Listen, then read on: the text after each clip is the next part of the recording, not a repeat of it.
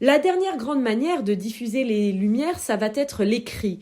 Et pour cela, il va y avoir le rôle central de ce que l'on va appeler l'encyclopédie. Alors, l'encyclopédie, c'est un ensemble d'articles qui vont être rassemblés par deux philosophes, Diderot et d'Alembert, qui présentent en 1751 ses premiers volumes donc de ce qu'on appelle l'encyclopédie.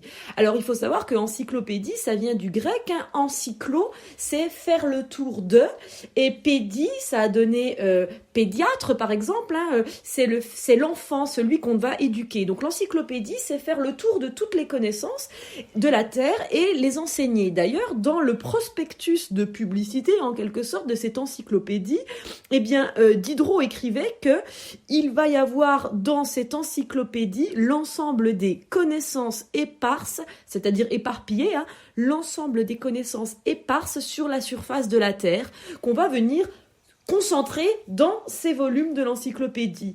Alors l'encyclopédie, au final, c'est pas moins de 200 auteurs, des philosophes, des écrivains, des techniciens, des médecins, des juristes, avec des sujets très variés.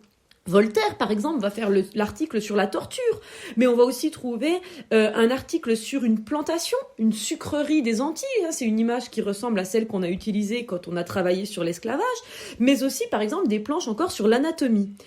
Et donc, les Français, alors du coup, bien sûr, les Français cultivés et qui ont assez d'argent pour investir et acheter ces volumes de l'encyclopédie, vont ainsi avoir accès à toutes des connaissances auxquelles ils n'avaient absolument pas accès jusqu'alors. C'est en gros, en simplifiant au maximum, c'est l'ancêtre de Wikipédia. Toutefois, il faut avoir conscience que cette diffusion des idées vers l'opinion publique, elle est limitée et elle est dangereuse. La censure va limiter les productions et les diffusions. On a un auteur français, Restif de la Bretonne, qui raconte ainsi, alors que dans un café, on parle de la guerre d'indépendance américaine, il dit « Je voyais que nous étions observés ». Ils étaient observés, c'est-à-dire que pendant qu'ils débattaient dans le café, sans doute un espion du roi était là pour rapporter ce qui y était dit.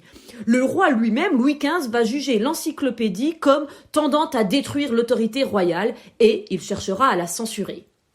Bonne écoute, travaillez bien et